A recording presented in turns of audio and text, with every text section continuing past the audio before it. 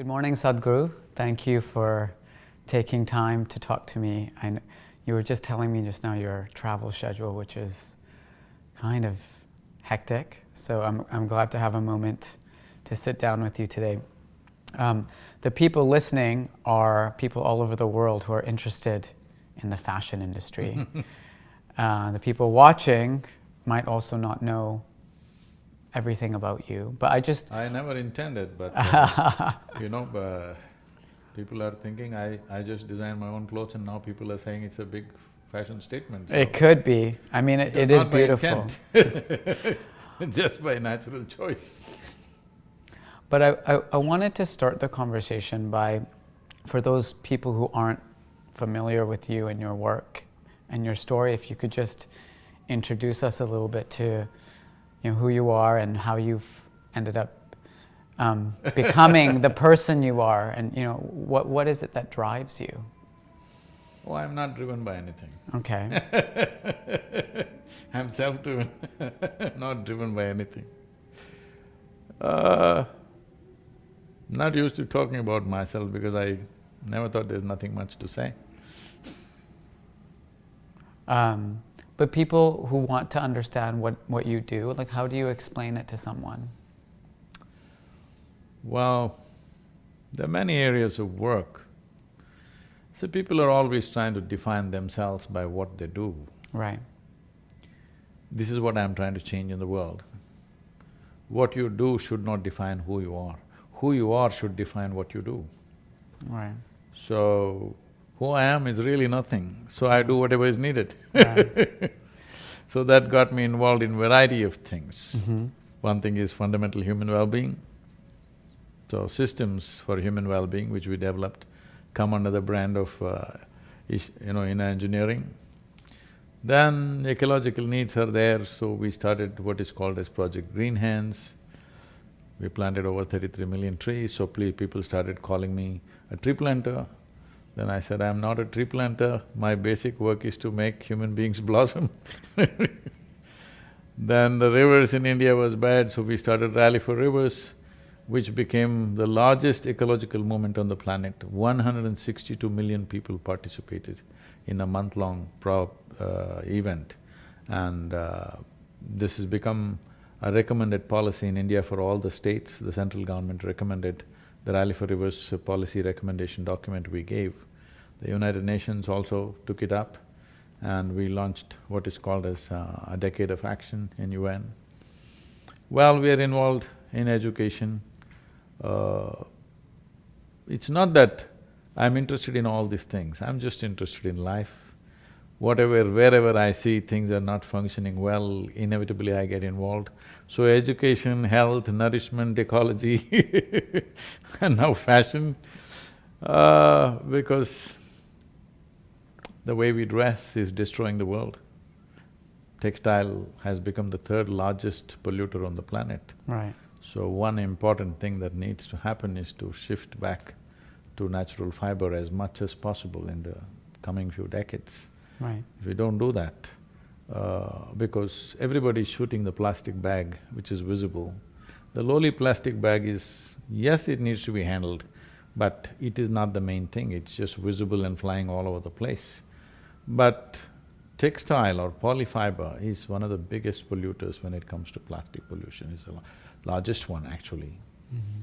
But it goes unaddressed because it is all microfiber. It's in your body, it's in the food that we eat, it's in the water that we drink, it's everywhere. So shifting back to natural fiber as much as possible is an important thing, and this is also… this will also handle variety of other aspects for nations which grow natural fiber and have the capacity and the talent to produce yarn and then to weave it in many different ways, which is a skill that human beings developed for over thousands of years. It took millennia to develop these skills, but we're just killing it just in 1 or 2 generations, simply because we got machine-made cloth and we got synthetic fiber. So, overall well-being of the human being involves clothing also, so here I am. Right. And it's New York Fashion Week. It might not be evident from where we are right now, but what is your goal with the event that you're holding this week in New York with all of these designers? We have brought in about 120 distinct weaves from India. So we want to expose this material to the designers here and to those who consume fashion products. The important thing is to move them towards natural fiber, that is a basic element, both for health and ecological purposes. There's substantial studies which show that wearing synthetic fiber causes immense damage to the system and could be the source of various diseases that we are suffering, unexplained levels of cancer, many things. Some people say it is still not very well established, but definitely it has impact. They're saying almost there is not a single American citizen who doesn't have a certain amount of plastic in their bodies. This may be so everywhere, probably only Americans have been studied, they've been put under the microscope. They say on an average 28 grams of plastic could be in a American citizen's body, both from food consumption and textiles that they use. Especially for children, the level of skin allergies and other things you're finding is mainly because of the type of clothing they're using. And once you use synthetic clothing, it is very flammable. So to make it not so flammable, they're using other kinds of chemicals which are carcinogenic, there's no question about that. So these things need to be reversed now, because as it is estimated we are, on an average, every human being on the planet has 5 times more clothing than what our grandparents had. That number even sounds low to me. That's among your clients. Yeah, I mean, when I see people's closets on now, an average, yeah. I'm saying. Yeah. But by 2025, they said that's going to double, that means we'll have 10 times more. So when this kind of phenomenal increase in textile consumption is on the threshold, I think it's very important we bring back natural fiber. Okay. So these 4 designers that you're working with this week, they all come from different disciplines in fashion. There's, Sabyasachi from India, and then there's Norma Kamali and Hoffman and others from here. What is your expectation with how these textiles from India will be used here in a different context? The big names in America have to take up natural fiber as a cause.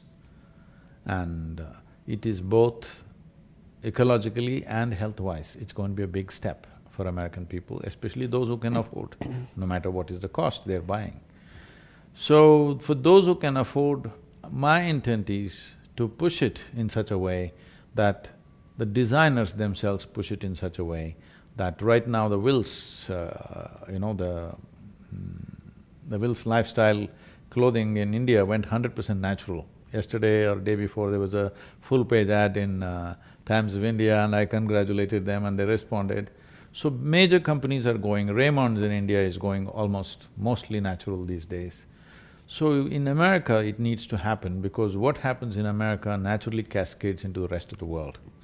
For whatever reasons, America has become or attained to a certain kind of leadership.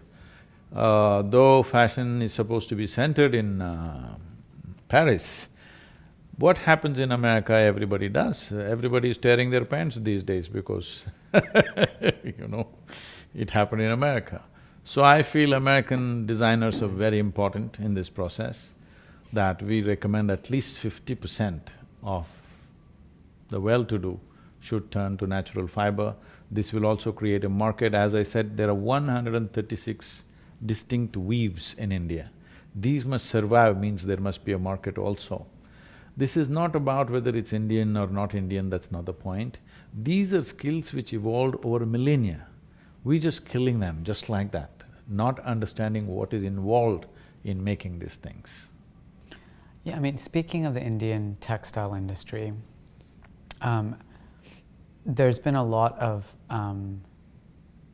threats to the survival of textile crafts and the tradition of creating these textiles, which many of them have been passed down from generation to generation.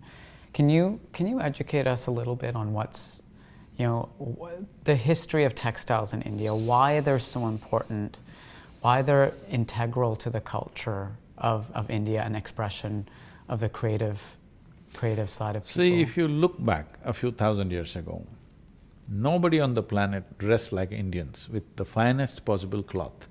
When clothing in rest of the world was very gross and coarse kind of clothing, in India we produced the finest kind of clothing. Well, I'm talking about looking at because in India we don't record history by factual facts and accounts and numbers and things like that.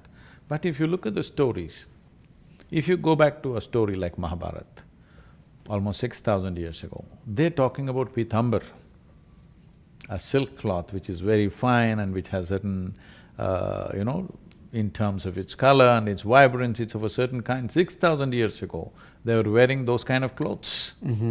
So if you go back into the Indian folk history, you will see enormous talk about what kind of clothing. Well, we know 300 years ago, we were the largest textile exporting country in the world. 85% of the world's exports in textiles was India. Between 1800 and 1860, systematically, Her Majesty's, works systematically destroyed textile industry.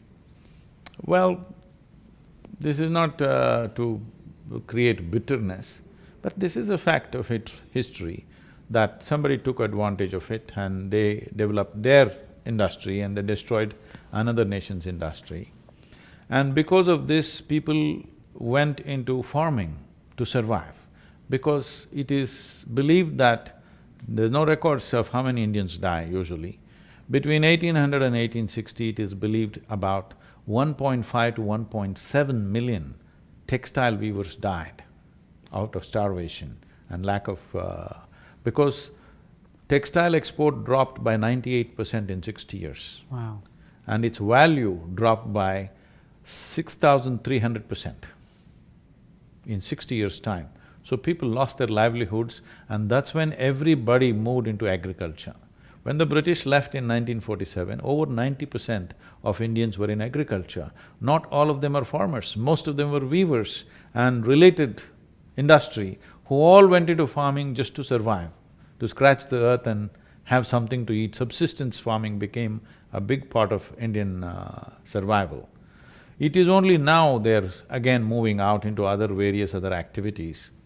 And even today, in the last 10 years, over 300,000 farmers have committed suicide because they're all growing only food from their old practice of growing food for their own survival. Our intent is at least 30% of the farmers or farmland should go into natural fiber. Back into textiles. Yes, because they're only growing perishable items and there is no market system where perishable items will be preserved and he will get the right kind of price. If he has a bad crop, he has a bad crop and he dies out of that. If he has a good crop, the prices will crash in the market and he'll die out of that. This is the way the economy is going all the time. Sure. So shifting a percentage of land into natural fiber will be a big step in that direction. Even today, over 4 million families are involved in textiles. Out of these 136 weaves that I'm talking about, nearly 67 of them are almost extinct. Yes. Just one family, one old man keeping it alive. His children have already become software engineers they are somewhere else in the world. Yeah. And just this one more person dies in the next 10–15 years' time, that form of weaving will just die. How distinct it is means, there is a place, this is… because you're a fashion person, you must visit these places, they're unique. There's a place called Gulled Gudda, that means in meaning, it's a Kannada word, it means that a hill that ran away. A hill that ran away. Yes, because way back, we don't know when, what dates, a whole village lived on the hill. For some reason, maybe they ran out of water, I don't know what happened, they all moved to the plains. So in that one village, they have a distinct way of making only blouse pieces, the Indian sari blouse. Of course. They make only that particular thing, it is made only in that particular village in the entire country. Wow. It is… that blouse piece only they make, they can't make it any longer, they are trained only to do that. And that has a market in a certain sort of people. But all these things are disappearing because no designer to tell them, okay, you can make some other kind of… the same weave, you can make it into a dress material or you can make it into something else, because the number of people wearing saris has dropped dramatically in the last 10 years. It's almost disappearing, except in southern India, in the north you hardly see anybody in saris. So, the market is disappearing and naturally the talent will disappear. These are things that we must be proud of, because how many ways human beings learn to do things with their hands is incredible. Right. So what will it take, Sadhguru, to get, this 30% target that you've set, to shift people back into the natural creation? A live market, a demanding live market. Okay, tell me more about that. So that's why we're in America, because on an average, an American person dumps about 28 kilograms of clothing every year. In India, the average is about 1.5 kilograms of clothing is dumped.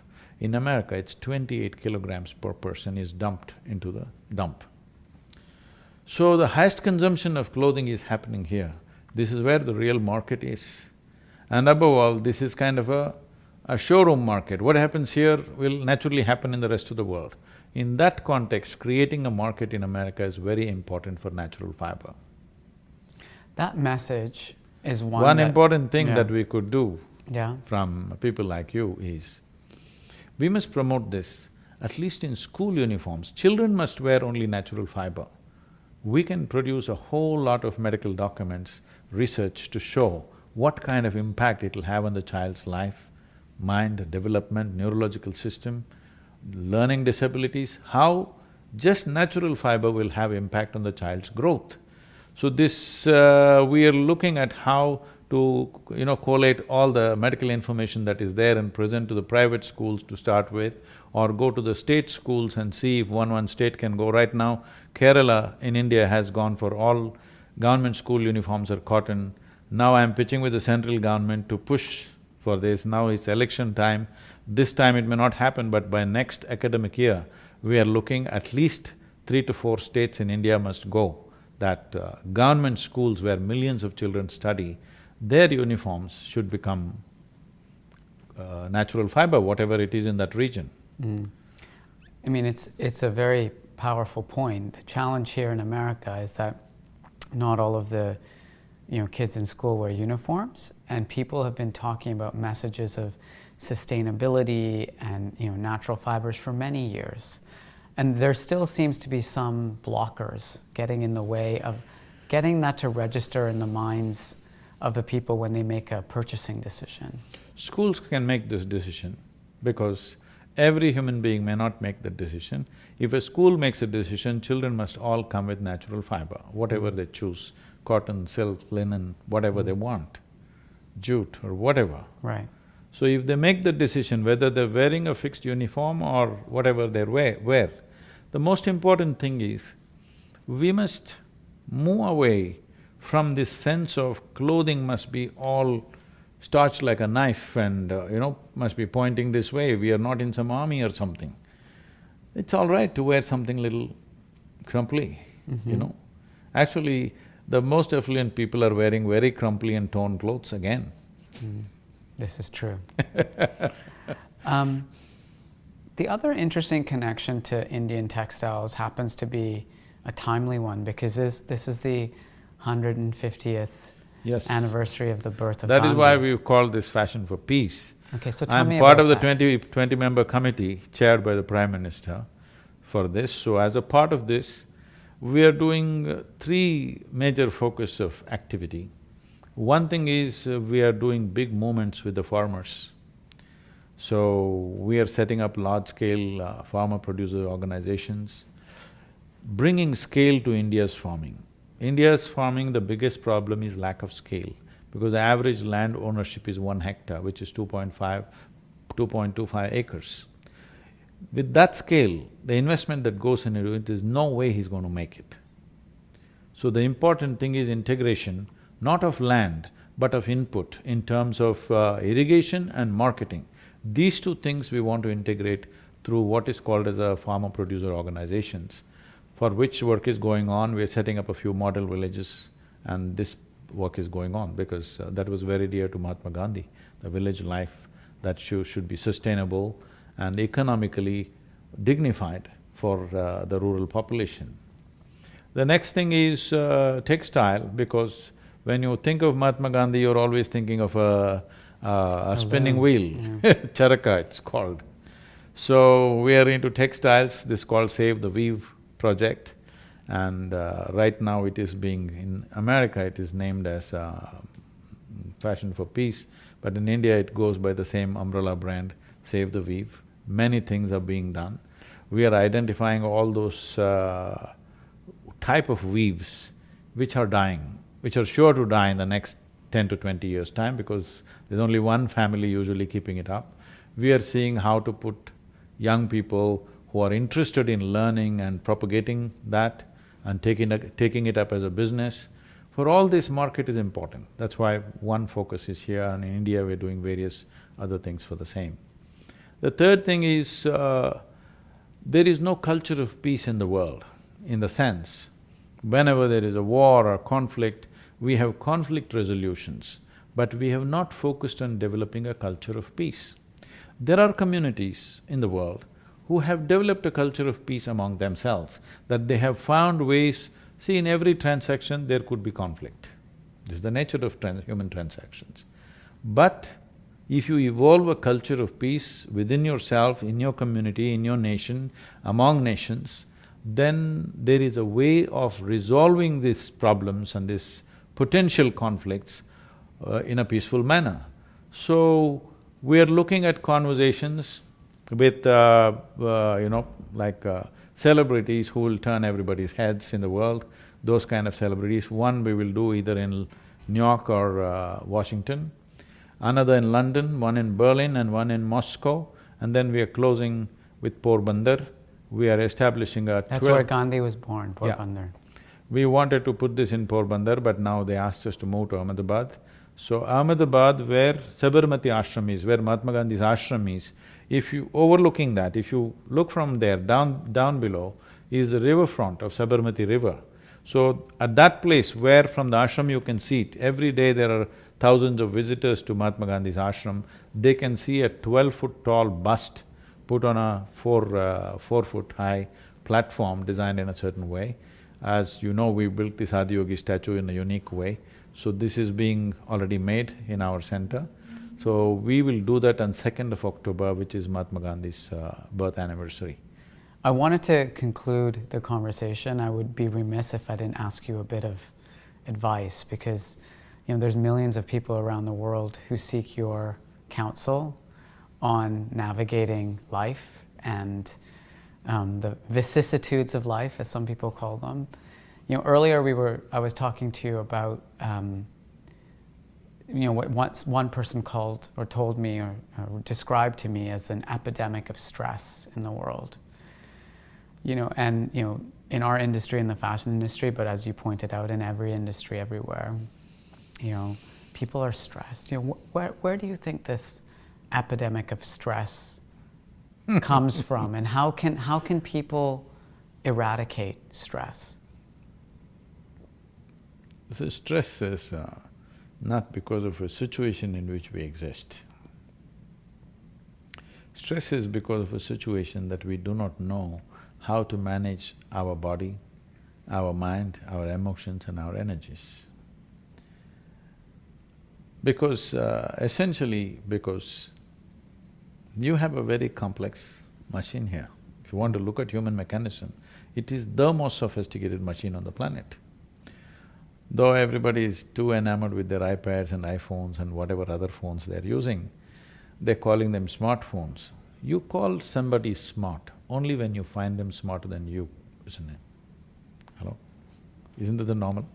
Yeah, I You… can you see that. say, oh, this is a very smart guy. Why? Because you found him smarter than you. Okay. So the phone has become smarter than you in some way, because at least it seems to know what it is doing. Most human beings don't know what the hell to do with themselves because they're going at a very sophisticated machine without even reading the user's manual, to put it simply. They haven't paid attention to how this one works. Simply they want to conquer the world. They are a mess, but they want to conquer the world. See, when you yourself are an issue, how will you handle any issue, tell me? If fashion is stressful, well, politics must be horrible. Running an automobile industry must be worse. Spirituality must be terrible because all the time you're meeting these people. Right. The problem is only you don't know how to manage yourself, isn't it? So this inability to manage yourself has come because we want to manage everything except ourselves. Before you touch something, you must be in a good condition, isn't it? If you're really interested, before I touch you, I must be clean, isn't it? Yeah. People, if they're handling their little infants or something, they wash their hands clean and everything and handle. Why? Because they understand, what I love, before I touch it, this must be clean. So before you touch the world, this must be clean. Now when you are in a stressful condition, you are saying, because of a certain industry or a job or whatever. Somebody comes to me, he's heading a multinational company, a global leader. He's in a terrible condition. He comes and says, Sadhguru, I can't take this anymore, the kind of pressure they're putting on me, it's just killing me. I look at him and say, may you be fired. He says, Sadhguru, what are you doing? I said, hey, you're suffering your job so much. If you get fired, at least you can walk the beach. Yeah. And I'm sure somebody else is ready to take this damn job. I'm sure 100 people are waiting to take your job. A lot of people would kill to have his job, I know. But you're suffering it so much. Why for you? Either you fix yourself or you get out of that place, isn't it? Tell me, what is it that is not stressful for human beings? If they're poor, they suffer they're stressed about their poverty. If they become rich, they're stressed about the taxes. They're not educated, they're stressed. Ask the children to go to school, how much stress? Not married, they're stressed, get them married. Also stressed. So, if you're out of your business, if you're out of your family, if you're out of all activity, will you live joyfully and fantastic? No, if you're alone, you'll be stressed to the core, isn't it? So the problem is not with your activity, the problem is the fundamental mechanism has not even been something so complex, no attention has been paid. So entire process of inner engineering is just this, that you understand how this mechanism works. Once you know how it works, you know how to deal with it. Your body, your mind. If you… see, people are 50, 60 years of age, they've still not figured how to handle their thought and emotion. When are they going to do it? Do they have a millennial lifespan? I don't know. By the time you're 15, 16, at least you should have figured it out. But at 60, you still don't know how to handle your thought and emotion. When will you figure it? Right. You know, you once said, life around you will never happen the way you want it, and it should not. What did you mean by that? Because if everything happens your way, where do I go? I'm glad it's not happening your way. Right. Little bit your way, little bit my way, little bit somebody else's way. This is how the world should happen. If it happens all your way, or even if you want it all your way, you're a tyrant. It'll never happen though, fortunately. Even for the worst tyrants, it did not happen, isn't it? Right. Fortunately. Fortunately. Well, thank you very much for taking time to chat with me. That was very illuminating. There was a lot to learn about, you know, the textile industry and sustainability, and also a bit of advice to help manage ourselves. You must develop the market for natural fibers. This is not just about fashion. this is going to make millions of people's lives.